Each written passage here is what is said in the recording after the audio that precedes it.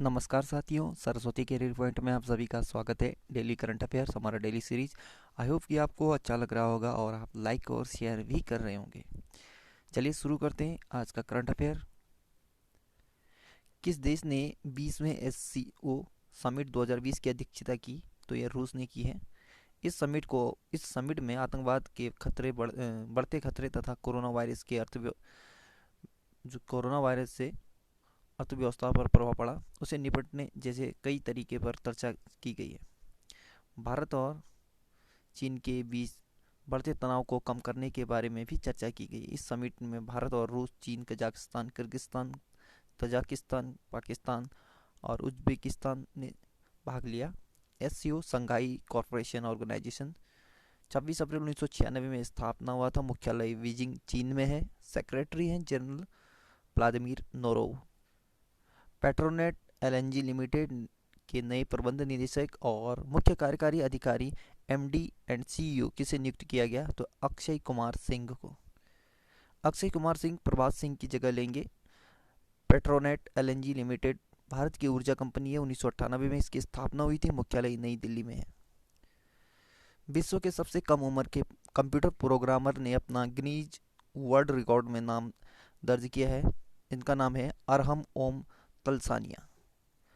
अहमदाबाद के 6 साल के अरहम ओम तलसानिया ने पाइथन प्रोग्रामिंग के लिए गिनीज वर्ल्ड रिकॉर्ड में विश्व के सबसे कम उम्र के कंप्यूटर प्रोग्रामर के नाम से नाम दर्ज करा लिया है।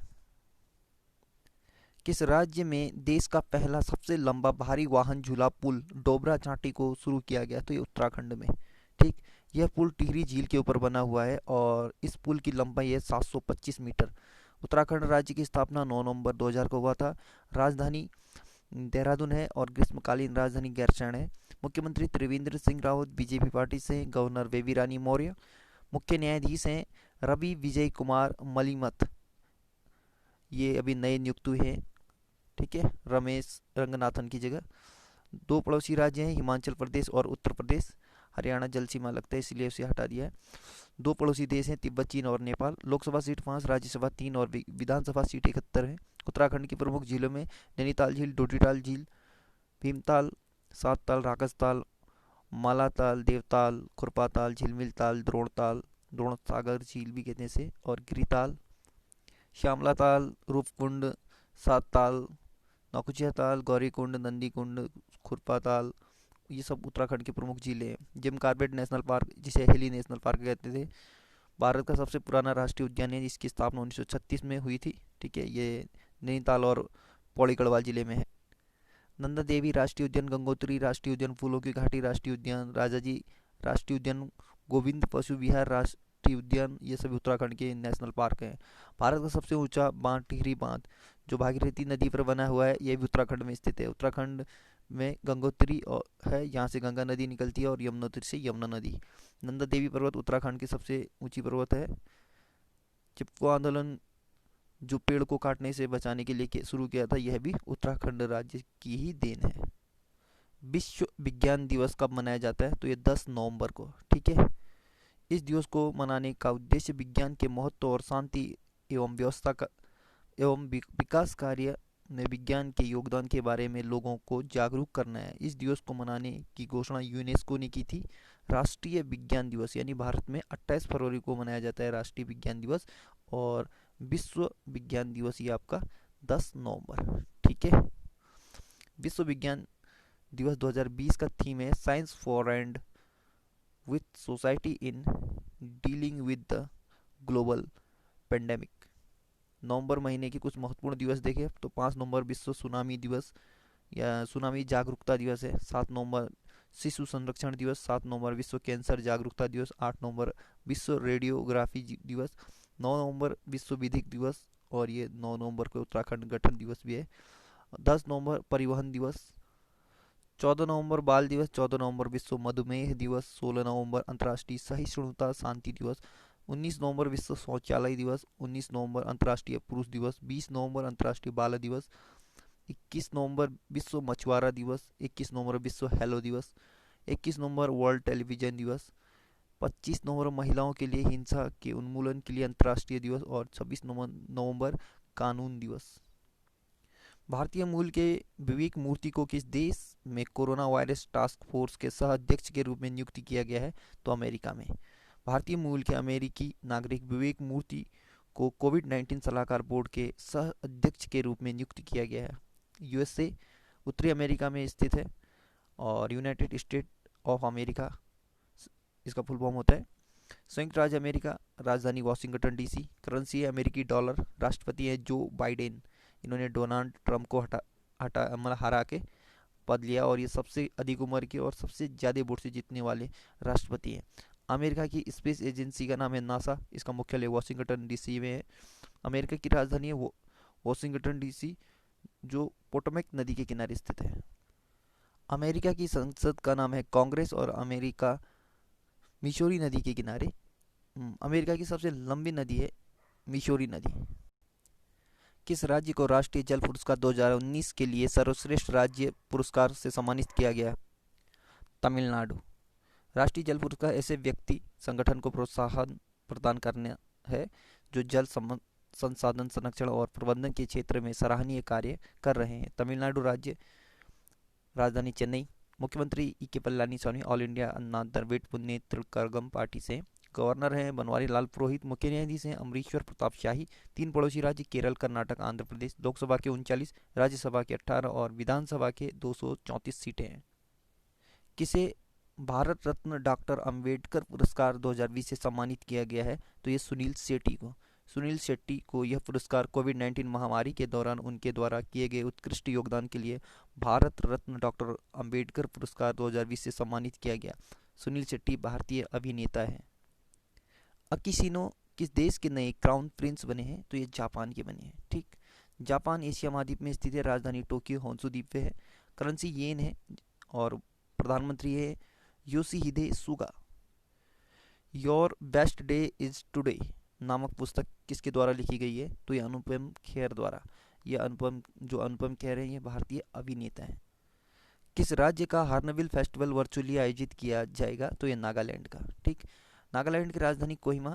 मुख्यमंत्री नेफिरियो नेशनल डेमोक्रेटिक प्रोग्रेसिव पार्टी से। गवर्नर है आर एन रवि। स्थापना हुआ था 1 दिसंबर 1963 को। मुख्य न्यायाधीश हैं अजय लांबा। तीन पड़ोसी राज्य हैं अरुणाचल, असम और मणिपुर। लोकसभा के 1, राज्यसभा 1, विधानसभा की 60 सीटें हैं। संयुक्त राष्ट्र की सलाहकार समिति में किस भारतीय को शामिल किया गया है? तो ये विदिशा मैत्रा को। यूएन यूनाइटेड स्टेट या माफ़ कीजिए यूनाइटेड नेशन। संयुक्त राष्ट्र की स्थापना हुई थी 24 अक्टूबर 1945 को। इसका मुख्यालय न्यूयॉर्क यूएसए में। मुख्य देशों की संख्या है तो ये है 193 देश हैं यानी सदस्य देश, और अध्यक्ष हैं Antonio Guterres. Pakistan cricket board की पहली महिला बोर्ड ऑफ गवर्नर कौन बनी? तो ये Alia Zafar.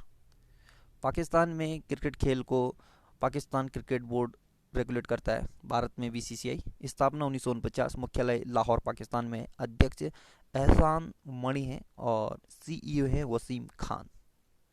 Tokyo international film festival में शामिल होने वाली एकमात्र भारतीय फिल्म कौन सी है? तो ये कारिखिनी सांचीवारी। कारिखिनी सांचीवारी। ठीक, मराठी फिल्म कारिखिनी सांचीवारी को टोक्यो फिल्म फेस्टिवल में शामिल होने वाली एकमात्र भारतीय फिल्म है। आसमोनिया आर्मी स्टोरीज नामक पुस्तक किसके द्वारा लिखी गई है? तो ये रचना बिष्ट रावत द्वारा। जो बाइडेन अमेरिका के कौन से राष्ट्रपति बने हैं? तो ये 46वें नंबर के।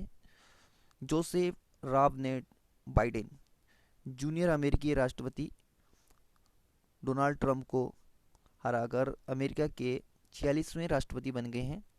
इसके साथ ही बाइडेन अमेरिकी इतिहास में सबसे ज़्यादा उम्र के राष्ट्रपति बन गए हैं। बाइडेन ने इलेक्टोरल कॉलेज से कुल 290 वोट हासिल किए, जबकि व्हाइट हाउस पहुंचने के लिए 217 वोटों की ज़रूरत होती है। इसके अलावा कैलिफोर्निया से सीनेटर बाइडेन के साथ ही कमला हैरिस उपराष्ट्रपति बनने वाली पहली अश्वेत और भारतीय मूल की अमेरिकी महिला है। ओपेक इंडिया संवाद की 4वीं बैठक की सह अध्यक्षता किसके द्वारा की गई? तो ये धर्मेंद्र प्रधान। ओपेक भारत संवाद की 4थी उच्च स्तरीय बैठक की मेजबानी ओपेक सचिवालय द्वारा की गई। इस बैठक की अध्यक्षता ओपेक के महासचिव मोहम्मद सानुसी बरकिंडो और भारत के पेट्रोलियम और प्राकृतिक गैस मंत्री और इस्पात मंत्री श्री धर्मेंद्र प्रधान ने की। ओपेक का फुल फॉर्म होता है organisation of the petroleum exporting countries. इसका हेडक्वार्टर है वियना, ऑस्ट्रिया में। मालाबार नौसेना अभ्यास के पहले चरण में कितने देश शामिल हैं? तो ये 4 देश हैं।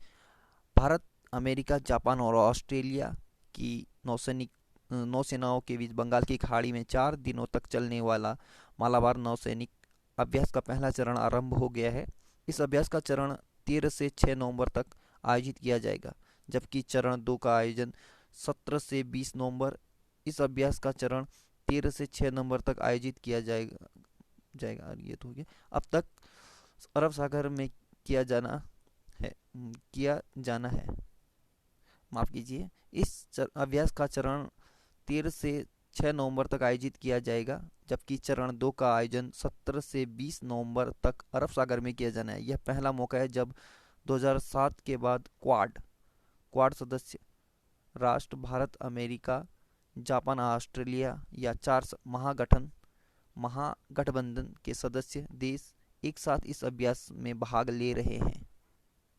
ओएनजीसी विदेश लिमिटेड के नए एमडी और सीईओ कौन बने हैं? तो ये ए के गुप्ता बने हैं। ए के गुप्ता ने ओएनजीसी विदेश लिमिटेड के नए प्रबंध निदेशक और सीईओ का कार्यभार संभाला है। इससे पहले वह कंपनी के निदेशक के पद पर कार्यरत थे। इसके अलावा गुप्ता ओएनजीसी के मार्केटिंग में नए व्यवसायों के प्रमुख और घरेलू और अंतर्राष्ट्रीय दोनों बाजारों के लिए ओएनजीसी विदेश के बिजनेस डेवलपमेंट के प्रमुख भी होंगे थे। इस पद पर वह साझेदारों, सहयोगियों, नियामकों, ग्राहकों और राष्ट्रीय तेल कंपनियों के साथ वाणिज्यिक वार्ता को संभालेंगे। ओएनजीसी विदेश लिमिटेड की स्थापना 1965 में हुई थी और ओएनजीसी विदेश लिमिटेड का मुख्यालय है नई दिल्ली में। तो साथियों, आज का करंट अफेयर यहीं पे समाप्त होता है। जाते जाते एक खबर, 100 रुपये के नोट पर कितनी भाषाएं लिखी होती है? यानी भारतीय जो रुपये है इसमें 17 भाषाएं लिखी होती है। ठीक है। भारत का पिट्सबर्ग, जमशेदपुर, झारखंड को कहते हैं। लोगों को मदद करने के लिए अभिनेता सुनील शेट्टी को भारत रत्न डॉक्टर अंबेडकर अवार्ड दिया गया 2020 में। और उड़ीसा में दिखे दुर्लभ प्रजाति के काले बाघ, ये भारत के लिए गर्व की बात है। ठीक है। सो गुड लक, आपका दिन शुभ हो, पढ़ते रहिए और अपनी मजबूत बनाते रहिए।